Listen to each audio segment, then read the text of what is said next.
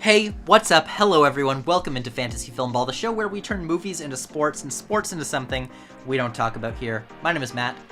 My name is Dyl, and today we get to talk about Matt and I's favorite movie of the year, and it took me a little bit to see this because I live in stinky old America, and we got the movie a little bit later than Matt did. But Matt, take us away. What movie are we talking about today? We're talking about Rye Lane, baby. Rye Lane, best movie of the year. This dropped on March 31st on Hulu and Disney+. I only got to see it early because I got sent a screener of this movie, so I was very lucky for that. But this is one that I've been hyping up ever since January. I've been talking about this movie for months now, saying that it's one of the best debuts I've ever seen.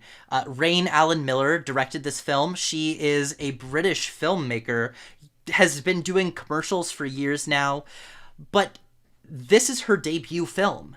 And it follows two characters, two lonely young people in London, both of whom have gone through difficult breakups recently, and they just wander through the city and talk.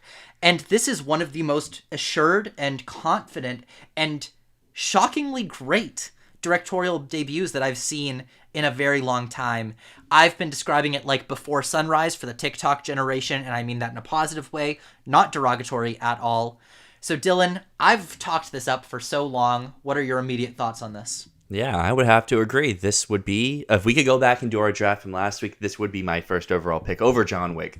I love this movie. I think it's great. You mentioned a lot of the reasons why I believe it is so good. But I guess the thing that I most thought of when I saw this movie is like, hey, this movie's so me. And don't you love when there's a movie that you're just like, yeah, I could see that being me. And we're to go on and on over the course of this review, showering this with love and specific stuff. So I'm going to hand it back over to you. What is like one thing with this movie, if you could only talk about one, that you just want to highlight the most?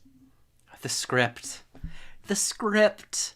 Oh my god. The core of this movie. It's where it shines. This is a witty, hilarious script that takes a simple concept, like two people walking through the city and chatting, and it makes it so funny, so effective. I'm a sucker for a great theme, and the thing that this movie did best for me is that it delivered on a concise, really strong theme through the film. Be someone who waves at boats.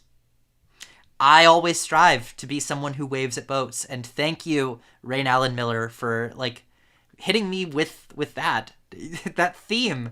You know, there are two types of people in this world: the people that stand and wave at boats, and the people that won't even look. Oh my god, I love this movie, and it's so in love with life. I just think Rye Lane is spectacular. Was there anything about the script that stood out to you? I mean, for me, it's definitely the theme. Yeah, give a shout to Nathan Byron and Tom Malia, the screenwriters for this movie. Great job here.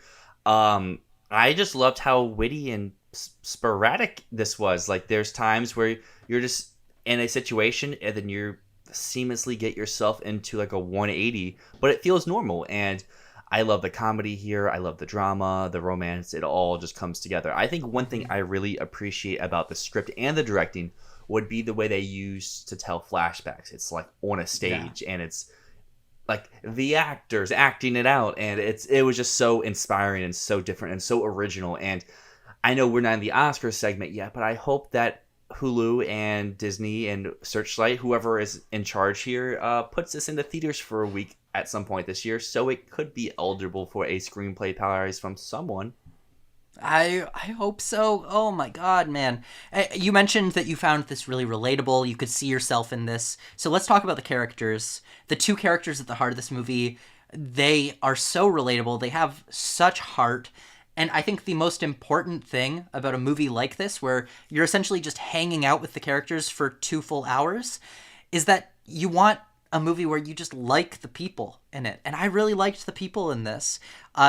I do think it falls a little bit into the Manic Pixie Dream Girl trope at times, but in a way, both of these characters falls into the other character's Manic Pixie dream, right? They're both everything that the other character kind of needs, and a manifestation of that.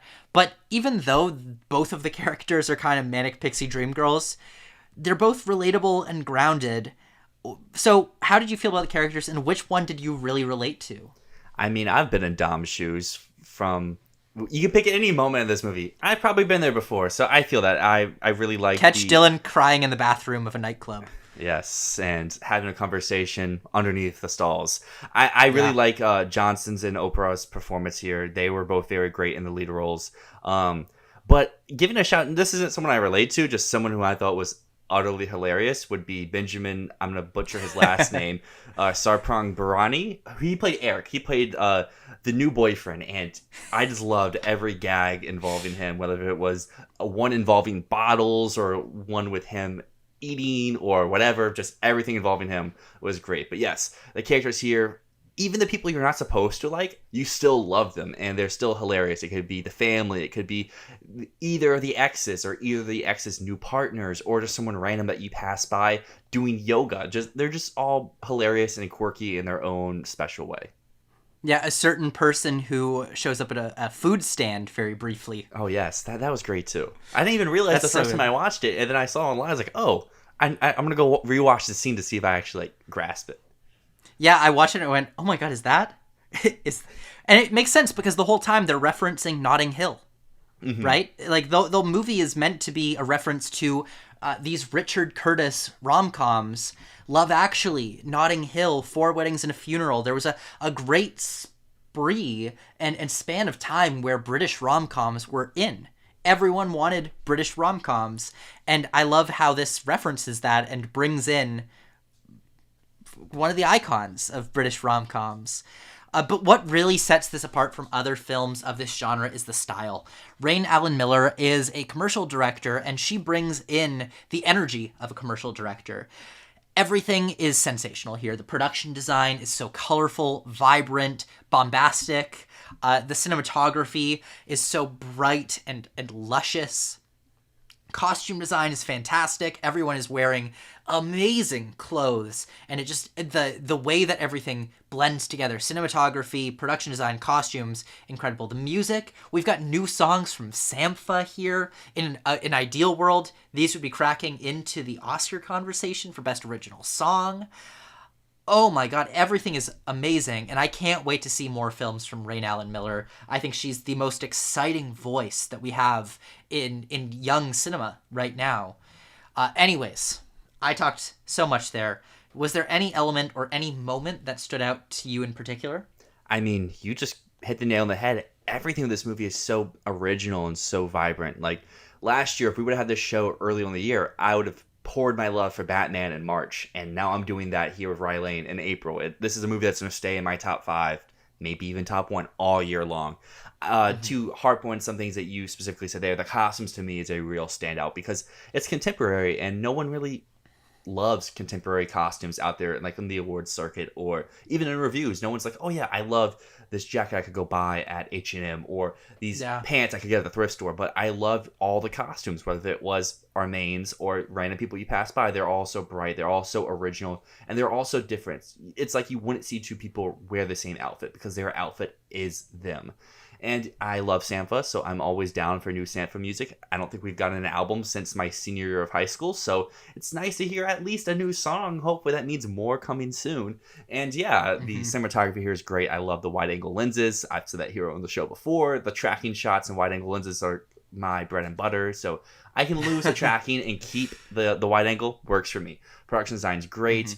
And the screenplay is really good to bring that back here as well. That adds to the style and to the genre here. I love how it puts together comedy, romance, and other stuff. And it all comes together in a very, as I said again, original and great way. Something that I really love about this movie is that it just feels like a love letter to the city. You can tell that this crew lives in London. They love London. They want to show the side of London that they think is vibrant and full of life and just lovely. It made me want to go and visit London again and look at it through a new lens and go and wave at some fucking boats. I just want to get out there and wave at some fucking boats. That's all I want to do now. But honestly, the whole movie is just so in love with life. It's so cheerful and nice. And I'm noticing a trend lately that my favorite movies that come out are the ones that are relentlessly optimistic and give messages of hope and happiness.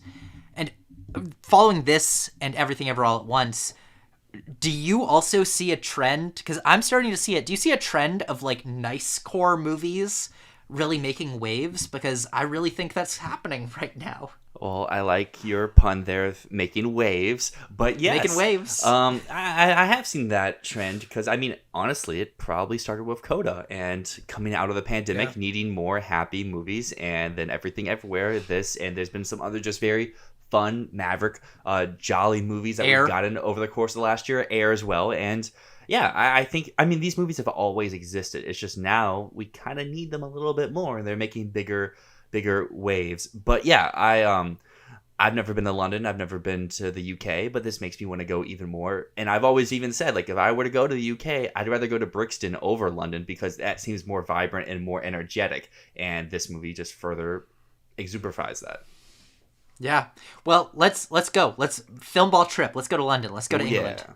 All right, so let's talk Oscar chances for this movie. We are an Oscar channel. Unfortunately, it's very likely that this movie will be not qualified for the Oscars because it released on Disney Plus and Hulu the same day that it would have gotten a theatrical release. I'm not sure if it did get a theatrical release anywhere outside of the UK. Not to my knowledge. I mean, obviously, I don't live in a huge market. I live in the capital of my state, but we have a theater here that normally gets all the streamer movies like 2 weeks before they hit their streamers. Like, I've always been able to see a Netflix movie in theaters if I wanted to. I was able to see Coda in a theater. I was able to see Sound of Metal in a theater, and so on and so forth. But this did not come to that theater. So to me, that's normally my like judge of like, hey, is this eligible or is this a straight to video? That's why when we had our conversation about Extraction last week, that did not come to a theater, but that was also during COVID, so that makes sense. But overall, yeah, sadly, it's probably not eligible for an Oscars, but it would be for Eligible BAFTA. for BAFTAs. So I think BAFTA is jury possible. safe. It's going to be nominated for Best British Film, Best Debut by a British Writer-Director. I think we could see a few other nominations, maybe production design, costume design there. Outside of that, I think we're going to see a lot of critics groups giving this a nomination for Best Directorial Debut. Yeah, I agree. And then look at the BAFTAs more specifically. I could see a jury save for one of the acting performances or maybe a screenplay. I think they could all make the top 10 on that BAFTA long list. Just, I guess, we haven't seen what the new jury looks like outside of last year, so maybe not into it like as crazy as that After Love year was, but still probably some good representation. I would love a DGA, first time director, but I think this movie's probably a little too small for that. It could get in. You never know. I mean, last year they had a weird lineup at the DGAs. So That's true. This would make sense for that. And I think it's going to get a ton of critics' love for directorial debut. But overall, I guess the thing that makes me nervous about this getting any awards love whatsoever is in a just world, it would be in the conversation for so many awards because it's so wonderful and so good, but it's also very young, right? This is a movie made for people our age, made by people just slightly older than us. It needs broad support and hype, and it needs industry people talking about it right now, which I don't think people are, unfortunately, at the moment. It doesn't have that broad support. So I don't know. I wish this is something that I could put in my screenplay predictions, but I just can't. I think it's going to remain one of my favorites, though. Even if it was eligible, like you said, I think it would struggle. I think it would be a screenplay or a bust type movie, and it's going to be one of those where it's probably always in the 10, but it never gets above 7 sort of thing. I would agree with that. It's if this were about older people, I feel like it would have a stronger chance, but because it's about the youth, it's not going to do as well with some Academy members. If this was eligible, that cameo could be the Jamie Lee Curtis for this movie and get the old people to watch it. It's true. You need to get a certain British actor out there talking about everything. But yeah, I really, really hope my ceiling for this is I hope that Rain Allen Miller gets longlisted for Best Director at the BAFTAs. That would be great. But for everyone out there, if you haven't seen Rylane yet, drop what you're doing. Go watch that. Hulu, Disney Plus, wherever you're at, go find it. It's like 90 minutes. It's not that long. It breezes by. It's so fast. I might go watch it again right now. There you go. And once you watch it, come back here. Let us know what you loved about it. But until next time, my name is Dyl. And my name is Matt, and this is Fantasy Filmball.